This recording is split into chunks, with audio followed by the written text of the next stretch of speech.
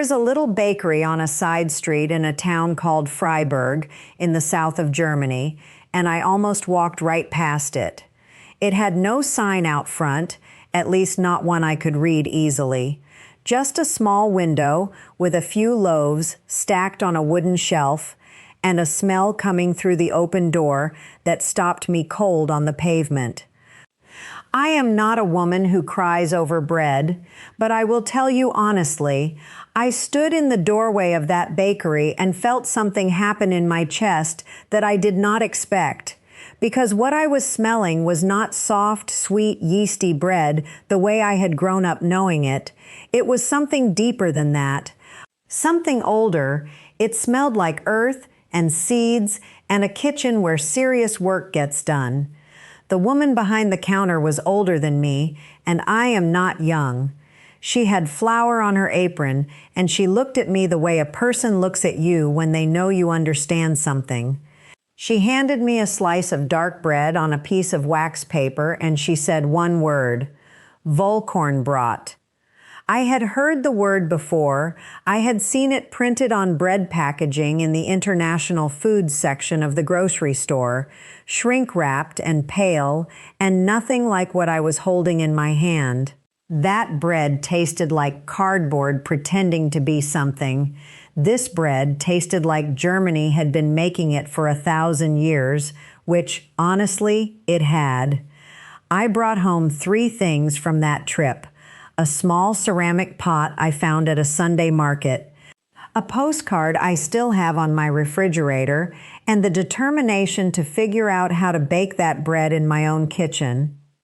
My name is Rosalie Jean, and I have been baking bread at home for over 50 years, not as a professional, not as a chef, as a woman who learned in a kitchen from her mother, who learned from hers. The way most real bread knowledge has always traveled. I have baked sourdoughs and sandwich loaves, rye breads and rolls, baguettes that came out wrong more times than I care to admit, and brioche that made my grandchildren look at me like I had performed a magic trick. But Vollkornbrot took me longer than almost anything else, because it does not behave like any bread I had baked before. It does not want what other breads want. And once I understood that, once I stopped trying to make it act like an American loaf, everything changed. By the end of this video, I am going to show you how to bake a real, dense, nourishing loaf of German whole grain rye bread in your own kitchen. I will tell you what makes this bread different from almost every other bread you have ever baked. I will show you why it is one of the most honest and practical loaves a home baker can make, and I will save one thing until the very end, something about what this bread actually does inside your body that I think will change how you think about bread altogether. Stay with me. Let me start by telling you what Vollkornbrot actually is, because the word itself already tells you most of what you need to know. Vollkorn means whole grain in German. Brot means bread. It is not a fancy name. Germans are not fancy about bread. They are serious about bread, which is an entirely different thing. This is a 100% whole grain rye bread, not part rye, not rye blended with white flour to make it more approachable. Pure rye, dense, dark, moist, and full of seeds and whole grains that give it a texture unlike anything you will find in a standard loaf. It does not rise the way wheat bread rises. It barely rises at all, truthfully, and that is not a failure. That is the nature of rye, and once you understand it, you will stop fighting it. Here is the one piece of science that makes everything else make sense. Rye flour does not build gluten the way wheat flour does. When you mix wheat flour with water, you get a stretchy, elastic network of protein strands. That is gluten, and that is what traps the gas from your yeast and makes your bread rise tall and light.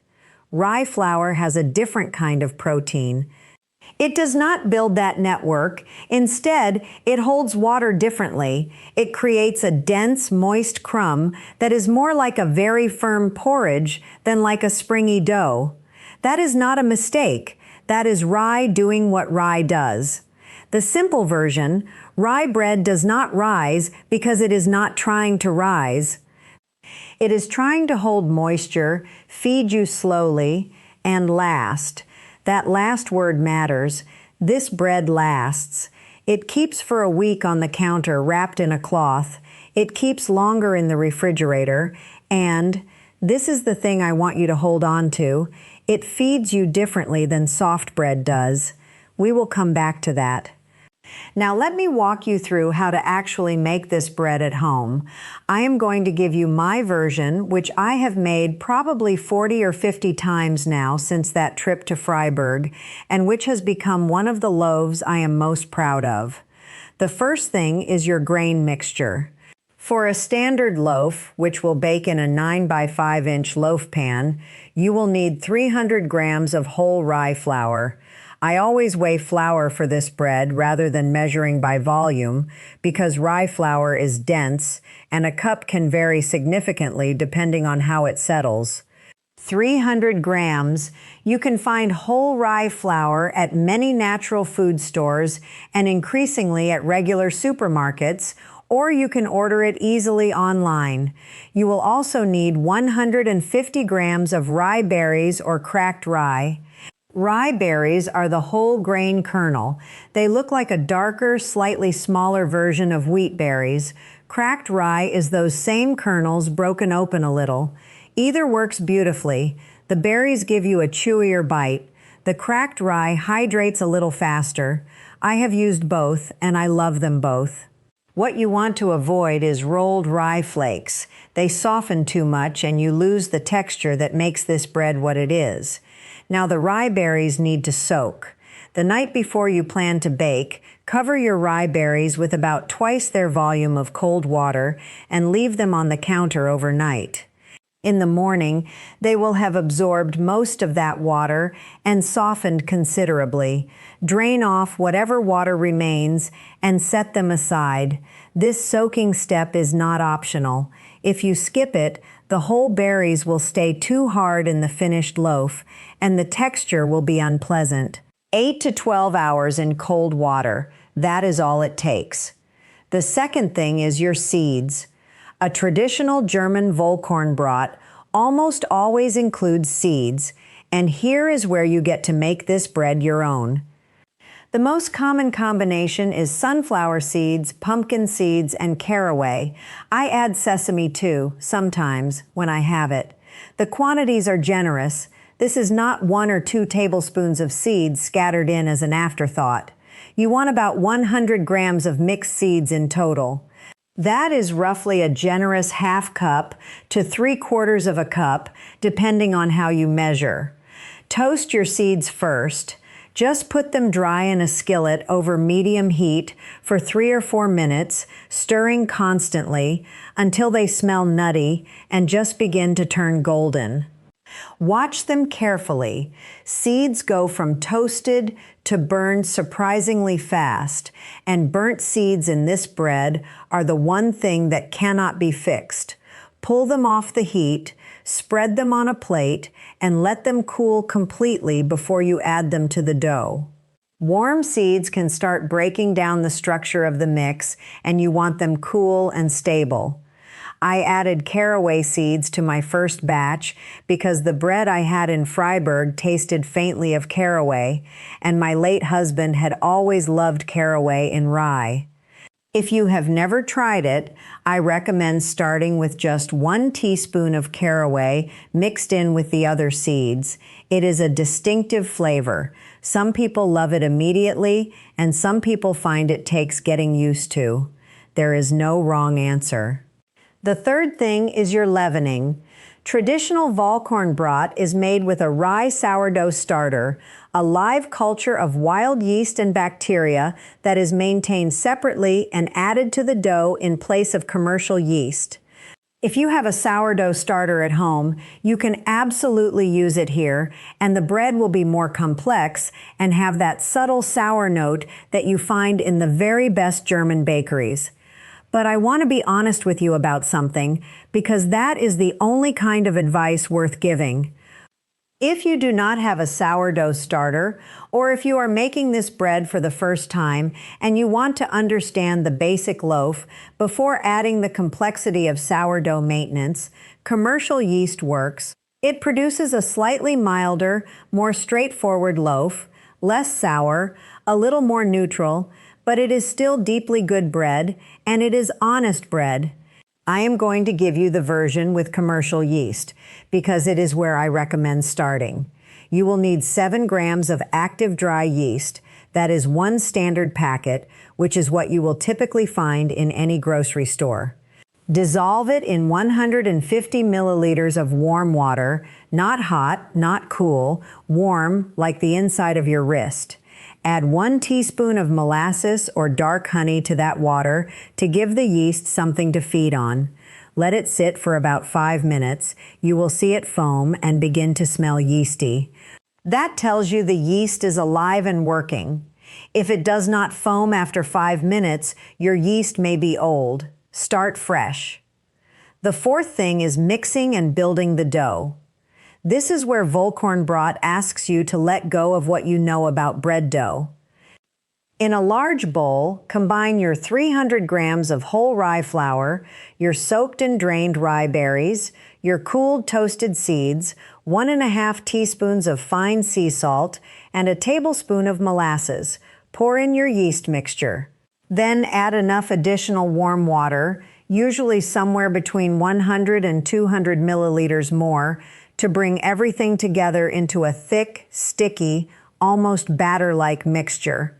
This is the moment most people panic, because this does not look like bread dough. It looks like something went wrong.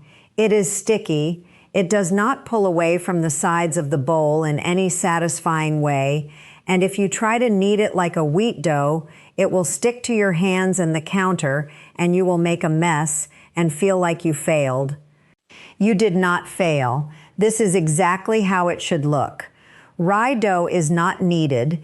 It is stirred and worked briefly with a sturdy wooden spoon or a dough scraper until everything is evenly combined, maybe 2 minutes of vigorous stirring. That is all. The gluten-building work that kneading does in wheat bread is simply not happening here because rye does not build gluten that way.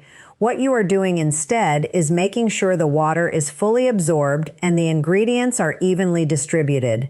Grease your loaf pan generously with butter, oil, or whatever you prefer. Scoop the dough into the pan, and yes, scoop is the right word because this is closer to a very thick batter than to a shapeable dough. Smooth the top with wet hands or a wet spatula. It will not be perfectly smooth, and that is fine. Sprinkle a small handful of extra seeds on top if you like.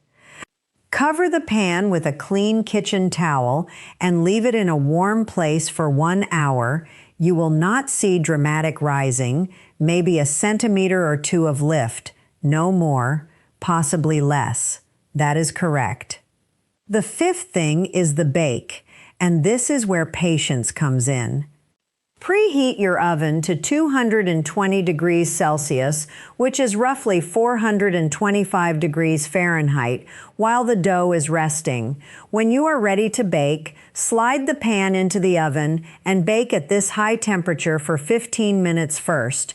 This creates a firm outer crust that helps the interior structure set properly. Then, without opening the door, reduce the temperature to 180 degrees Celsius, about 355 degrees Fahrenheit, and continue baking for another 60 to 70 minutes. 60 to 70 minutes. Let that settle in. This is not a quick bread. This is a bread that wants time in the oven to develop its flavor, firm its interior, and become the dense, sliceable loaf it is meant to be. When it is done, it will feel firm when you press the top gently, and a skewer or toothpick inserted in the center will come out clean. The exterior will be dark, darker than you might expect from a bread. That darkness is not burning. That is the natural color of rye baking at this temperature, and it is beautiful. Here is something important. When the bread comes out of the oven, do not cut it. I know how hard this is. The smell at this point is extraordinary, but cutting a rye bread fresh from the oven is one of the most common mistakes home bakers make with this loaf. The interior is still setting as it cools. If you cut into it now, the crumb will be gummy and wet, and you will think the bread failed, when really it just needs time. Wrap it in a clean cloth, put it on a rack, and leave it for at least 24 hours before slicing. Ideally, wait 2 full days.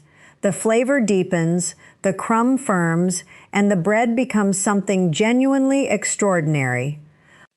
I made my husband wait 2 days for the first loaf I brought home from that Germany trip in my memory. He sat at the kitchen table and watched me wrap it and said, "Rosalie, you are testing me." I said, "The bread is testing you, not me." He laughed. He always did. Now I want to tell you the thing I saved for the end, because this is the thing that changed how I think about bread. Vollkornbrot, 100% whole grain rye bread, like the loaf you just learned to make, is one of the lowest glycemic breads in existence.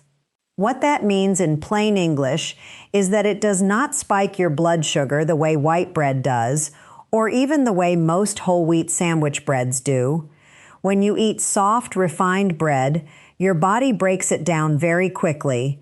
Your blood sugar rises fast, and then it falls fast, and an hour or 2 later you are hungry again and a little tired and reaching for another piece. That is the cycle that a lot of people are quietly exhausted by, and they do not always realize the bread is part of it. Rye does something different.